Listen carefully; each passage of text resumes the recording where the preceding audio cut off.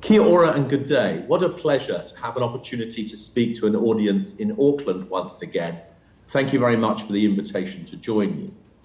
I'm going to talk today really about the impact of the pandemic on the future of cities with an eye on the future of Auckland. Over the past 12 months, I've been tracking what's happened in 100 cities around the world, distributed across 40 countries. And each month, we've been updating on what happens in those cities as the pandemic recedes and as recovery begins to take hold. You can see on this slide that many of the countries that host the cities that we're going to discuss are now concentrated in the top right-hand corner, where almost all international borders are open and almost all internal restrictions have been relaxed. But 12 months ago, when we began this exercise, the countries and the cities were much more distributed across all four quartiles of this map. What we've learned from looking at these cities around the world is how the recovery is taking hold, what the pace and the character of that has been, and what the enabling measures have been, both from national governments, from local governments, and from business.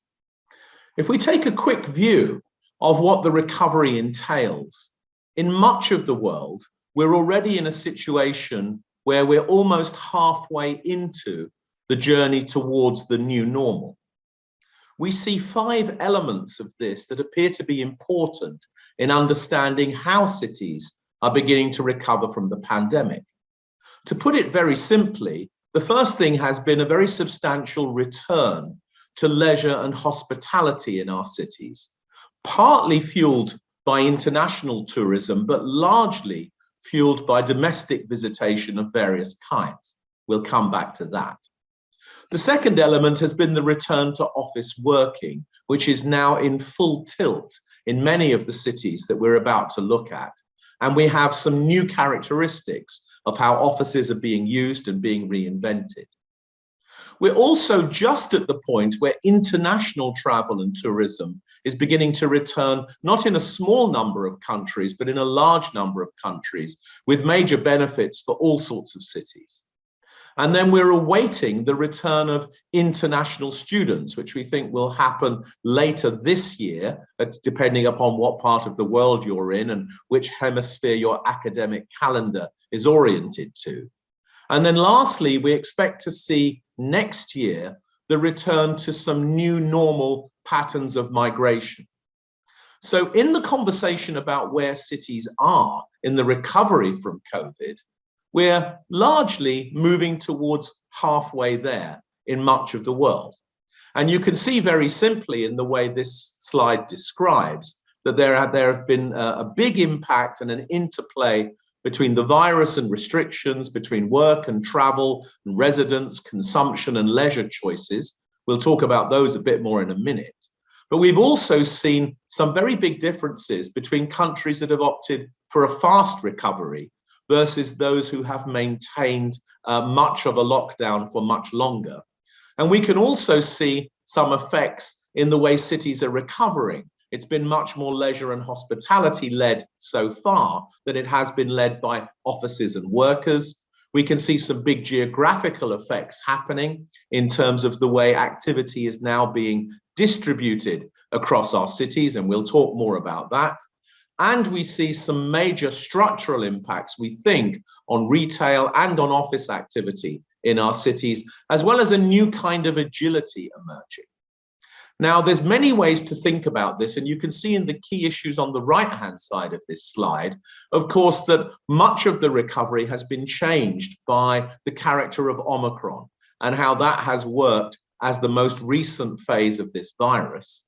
But we can also see that some of the things that were part of the management of the virus, particularly the growth of work from home, for example, we begin to see diminishing returns from that and a return, as it were, to office working, which we'll discuss, of course, also shortly. Many other things to say, but let's get into some more of the content. A quick snapshot of where we are or where we were at the end of April 2022, and as I've already explained, this has been a monthly analysis, is that you can see that in European cities, for example, there has been a major return in terms of hospitality and leisure. We see in North American cities, many employers now trying to attract employees back to the office as the diminishing returns of virtual working have become revealed. And Latin American cities are already relaxing many of the traffic rules because of the uptake in vaccination. During April, Ramadan accelerated the relaxation of restrictions in many cities in the Middle East. ASEAN cities are already opening up for tourism and they're relaxing their travel restrictions. And as you know very well, Australian cities are already gradually returning. And we'll see some data on that in a moment or two. Of course, China has been, like New Zealand in a certain way, something of an outlier in this approach. And there are, of course, still restrictions in many Chinese cities, although they are now becoming relaxed. So what this looks like in Asia Pacific is that if you look at the top left-hand corner of this slide, you can see that the average return to office, to transit hubs, to recreation venues, and the average congestion levels are really quite high compared to the pre-pandemic baseline. And they're moving back towards a kind of normal that's in the 80 to 90% category. Of course, the congestion levels are unwelcome. They reflect activity, but they also reflect the fact that during the pandemic, many people have switched back to the motor car, and encouraging people to switch back towards active travel and towards public transport is a key challenge that all city governments face in this regard. You can see on the left-hand side that the return of passenger numbers, particularly tourism numbers, is really very strong in the Asia Pacific region. And we can also see that in Hong Kong and increasingly now with Shanghai beginning to come out of lockdown, a big return to offices occurring in the major Chinese cities. If we look more closely at Oceania and we look at what's happening in the Australian cities, we can see major returns to CBD usage in both Melbourne and Sydney. Occupancy rates have doubled recently as the return picks up. And we can also see that the activity in terms of investment in city centre real estate, particularly commercial office buildings, is strong once again. Major impacts, of course, in the housing market, as we saw property prices fall for the first time in Australia as the pandemic took hold. But we now see major increases happening as the recovery takes hold. So my core message here is that the recovery is revealing a kind of new normal, but the recovery is in train, and it's happening very quickly as measures to manage Omicron are being relaxed. Now, if we move more generally to a commentary about how COVID-19 is impacting on cities, I think we need to think of this firstly as having three distinct phases. The first is that the pandemic management phase has been all about the restrictions to protect public health. But it would be wrong to think that those restrictions are somehow a permanent new reality. Recovery phase is very much now in train in most of the world, and that will lead to a reset, much of which we'll talk about now. We have also seen, though, very important kinds of variables, not just the variable in terms of whether countries have opted for a more severe internal or external lockdown, but also some specificities of the sector mix that has existed within the economies of those different countries and regions, the degree of urbanization that they already have and whether they've decided to pursue an accelerated urbanization model. And of course, there have been competition dynamics like the flight to quality, with particular cities attracting more activity than others as competition dynamics have set in, as well as issues about whether cities have been more agile than others. And we'll come back to reflect on that in a moment. But if we look in the center of the slide, we could say in a very simple way that COVID-19 is not just a public health crisis, it's not just been an economic shock, it's also been a big accelerator of change. And I would suggest that that's in 6 particular ways. Firstly, it's changed our attitudes towards globalization. It's started to reorganize our trade and supply chains.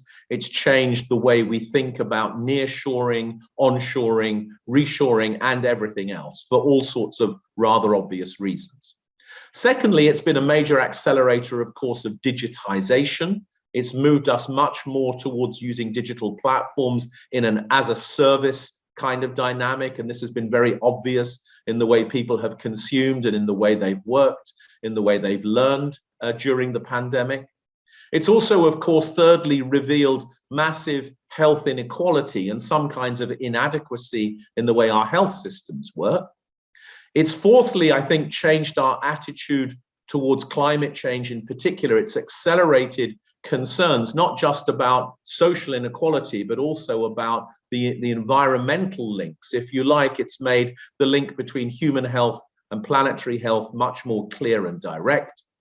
Fifthly, it's changed the relationship, of course, between nations and their citizens. It's been a 2-year period of the prowess of the nation state, but it's also encouraged us to revise our views about how globalization works. And all of this, I think, leads to an appetite around the world for a new social contract, a new idea about the role of nations and citizens, about quality of life, about public health, about inequality, and the role of cities in all of that.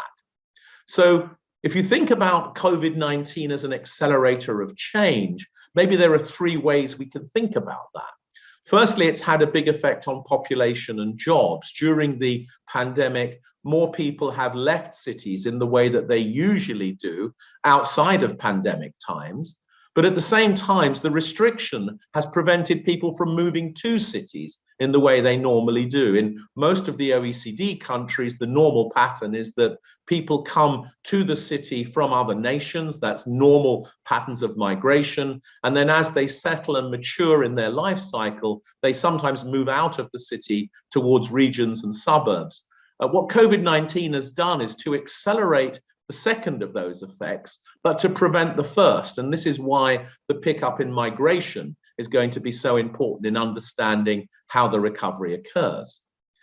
COVID-19 has also had very big impacts that are geographical on cities, regions, and places. It's changed the geography of our housing markets and our labor markets. Essentially, it's made housing markets geographically larger.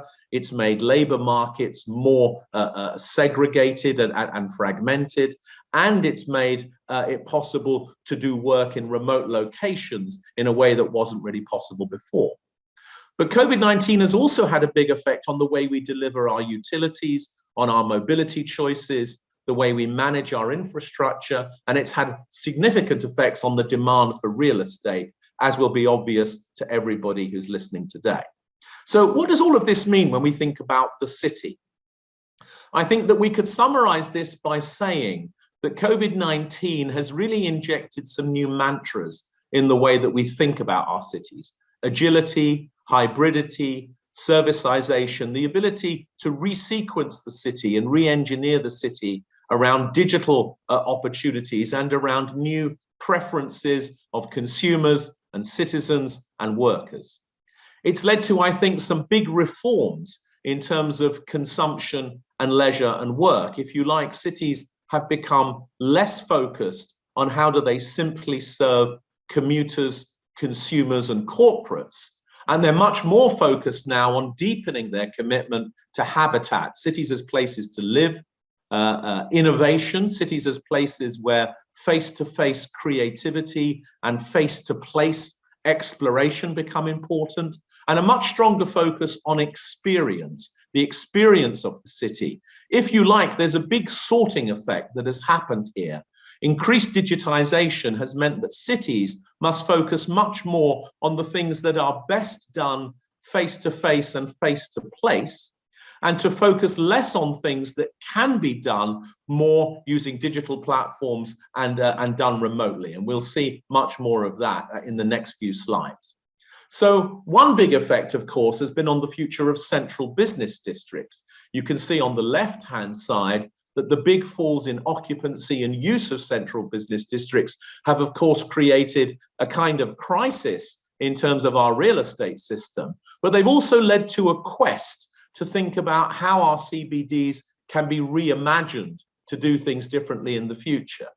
Here we see a major global conversation about the future of offices and what offices are really for. Rather than being places for doing routine work, offices becoming much more places for creativity, for brand and values building, for creating affiliation and team working, and so much more. We've seen, of course, a flight to quality with the more mixed use districts and the more mixed use CBDs attracting people back much more quickly than the single function office parks and others. We've seen much more of a focus on this experience that I described: social districts, culture, heritage, the opening up of new sectors in the economy. That's the innovation agenda. And of course, the emergence of smaller CBDs. And for many cities, the focus has been on how do we get a better balance between residents in our city centre, visitors to our city centre, and workers in our city centre. And this is the agenda that so many cities are pursuing now.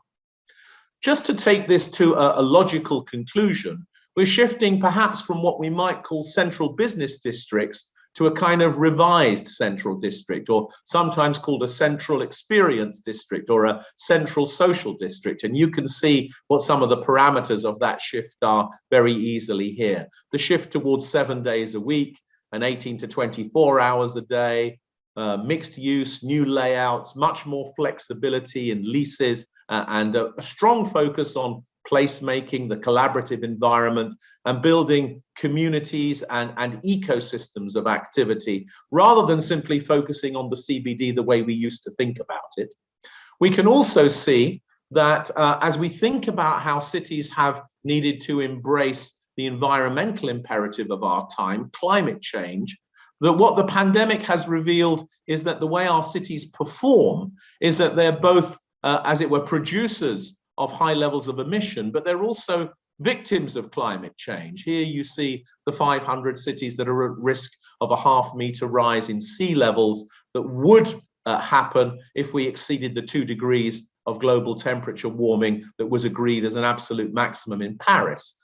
And one of the effects of this is that the pandemic has led us, I think, to understand that the accelerated changes in our cities need to be aligned with the whole idea of an urban transition. So a kind of guiding compass for how cities re-emerge from the pandemic is to think about the urban transition as part of the way that we tackle climate change. And of course, new ideas are then emerging about what the net zero city looks like: clean, connected, and compact, underpinned by electrification, mixed use, and material efficiency, developing a new model for a city which is climate adjusted and able to deliver accelerated net zero targets. Now, if we think about the kind of city that Auckland is, some people will have seen before this slide that identifies a kind of global system of cities that was emerging just prior to the pandemic. And here you can see the idea on the left-hand side that one part of that global system is about New World cities, cities that are focusing on the sectors and industries that have been globalizing over the last couple of years, many of them fueled by new technologies. And you can see that this provides the opportunity for a different kind of global city: high quality of life, smaller, well-managed, with economic and business specialisms, but underpinned by things like education, technology, culture, healthcare services, the high quality of life global city. And you can see within this group that we have this set that we call lifestyle cities, where compact, medium density, high amenity, urban living is underpinned by great public space, a public transport network, a stable public governance system, good public services, and well-preserved natural assets. And it's very clear that Auckland, in a sense, qualifies very clearly as one of these new world cities that focuses on its lifestyle endeavors. Now, in a certain way, this kind of city is a pioneer of the city that is now emerging post-pandemic in many other types of city around the world, a city that focuses on habitat, innovation, and experience is a lifestyle new world city. So we could suggest that Auckland was already doing many of the things it needs to do in order to adjust to the post-pandemic reality and become a successful city in the next cycle. Now, I want to conclude by saying something about world cities and nation states. A book that Dr. Tim Moonen and I wrote in 2016 tried to grapple with this complex issue of living in the century of the city, but that happening within the half millennium of the nation state, if we can put it that way. The perceived advantages of having a global city within a nation are very clearly identified here, but also the perceived disadvantages of having a global city. And in every country around the world, there's a big debate about whether we move away from a kind of global city model or whether we find a revised format for it. One of the ways of thinking about this is to identify what the big city offers to the nation state and what the nation state provides in return to the big city, and how interdependence is the key way to understand this and to think about why a nation state needs to help a world city recover post-pandemic. You can see very clearly here that what the world city provides is a source of good jobs that are not necessarily linked to a commodities economy. So there's an economic diversification reason. It provides, of course, tax revenues to the rest of the country. It's often an enterprise and skills accelerator. Provides a foreign investment gateway, a set of business brands, and of course other simple things like connectivity, education, specialized healthcare services. The thing about cities is that as concentrations of people, they provide the necessary critical mass to underpin specialized functions that the nation might find it hard to create in other ways. And at the same time, the nation state is providing the enabling framework, land use and infrastructure policies and investment, sometimes lots of co-investment, of course, safety, security and diplomacy, and a whole nation system of cities approaches that brings the whole country together. So as we think about what we want to achieve in the post-pandemic city, part of what we need to do is to create a new contract between the nation state and the big city that recognizes this interdependence, that sees the pandemic as a way of accelerating us towards a new contract that enables the city to re-emerge in a way that serves the nation and enables the city to become adjusted, not just to the pandemic, but also to the climate emergency and to be able to pursue that net zero city agenda. Let me stop there. Thank you very much for listening to me today. It's a great pleasure to contribute to this conference, and I hope now to enjoy an interesting Q&A that I hope you will enjoy as well. Thank you. Greg, what a superb, insightful view of cities and the impact of COVID. Ngā mihi nui ki a koe.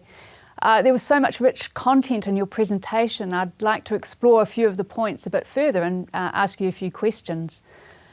Let's start with the fact that New Zealand has been closed down for pretty much 2 years, much more than most of the rest of the world. How do we bounce back from that situation? Pam, it's great to see you, and it's a very good question. And I suppose probably the point to make is that we need to bounce forward rather than bounce back. And New Zealand, as you will know, has garnered huge international respect for the way that it has managed the pandemic. But also, I think people are aware around the world that the effects of a very long-term lockdown can be very tricky, very negative, if you like, that habits and behaviors and mindsets can set in, that somehow the lockdown management restrictions are a kind of permanent reality. I think what my slides showed, and what everybody I think will intuitively feel, is that there is a very strong appetite to reinvigorate our cities after the pandemic. We noted, as I showed you, that the return to leisure and hospitality and to office is now kicking in all over the world. The realization that actually we need our cities is much more clear to people, and particularly for young workers, for students and for others.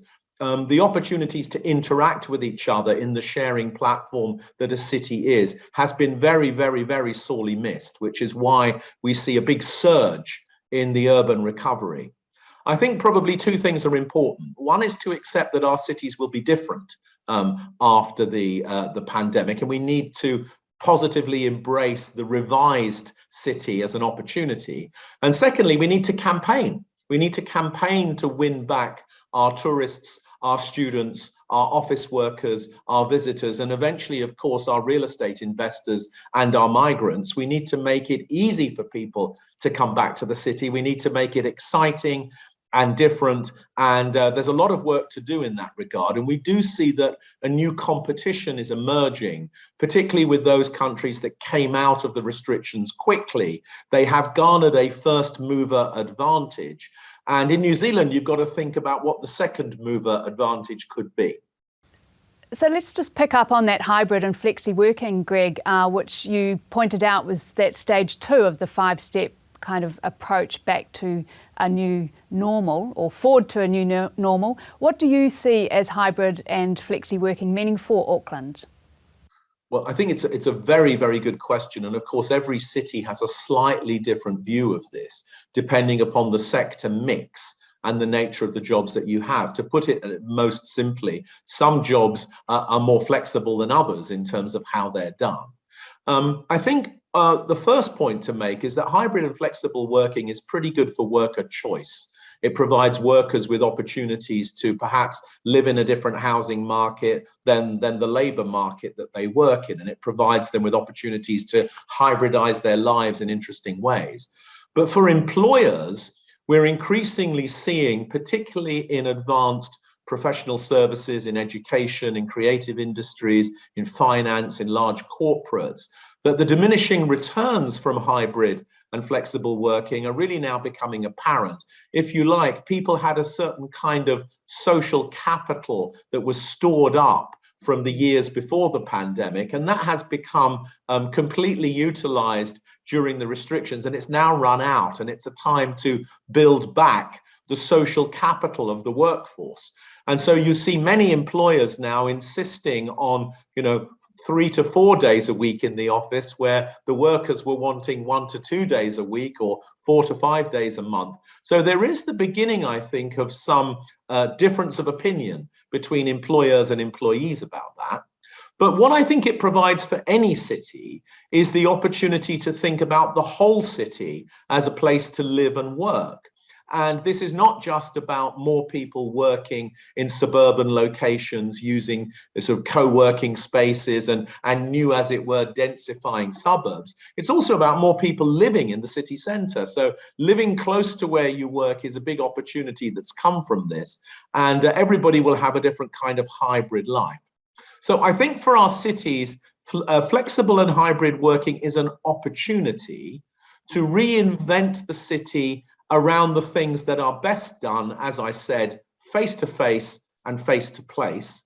And that includes the elements of work that are best done face-to-face and face-to-place. And so I expect to see our city centres focus much more on the innovation, the creative, the customer interaction, the things that require trust, confidence, discretion, creativity.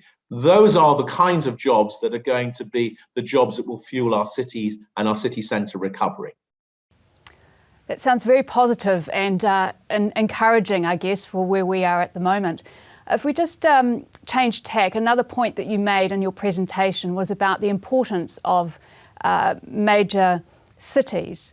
And many, if not all in this room, would think that this should be very important for central government.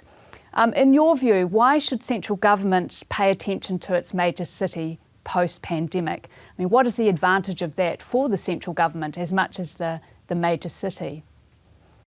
Well, there are many things we could say about this, and of course lots of books are written about it, Pam, and I don't want to be sort of thoughtlessly optimistic.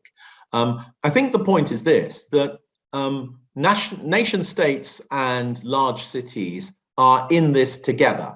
There is no zero sum between what's good for the nation state is bad for the big city and what's good for the big city is bad for the nation state. At the most obvious level, the big city provides to the nation state that source of high value specialized jobs.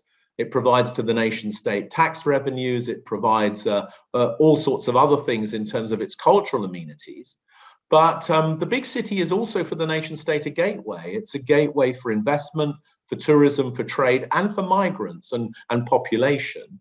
But at the most simple level, the big city provides things like specialized education, specialized healthcare, clusters of connectivity, and everything else. So for New Zealand, there's no pandemic recovery for New Zealand without a full recovery for Auckland. And there's no full recovery for Auckland that isn't about paying attention to the needs of New Zealand and how Auckland needs to serve New Zealand. And I can't imagine that anybody would think anything else. So if you think of it very simply, there are the economic requirements of having a big city economy. And this is recognized in Ireland with Dublin, in Chile with Santiago, in Norway with Oslo, in Israel with Tel Aviv. They all know that the national recovery is about the big city and what it contributes. But they also know that the big city has major sunk investments within it. The big city is the mechanism through which you diversify the national economy. If you just look at Chile, or you look at Norway, or you look at Israel, or you look at Ireland, developing a strong innovation and creativity-led metropolitan economy is a key economic resilience agenda for a national government that has an economy that's also based on commodities. So if you're in Norway and you've got an oil and gas economy, you need Oslo to succeed, because otherwise you're vulnerable to shocks in the oil and gas industry.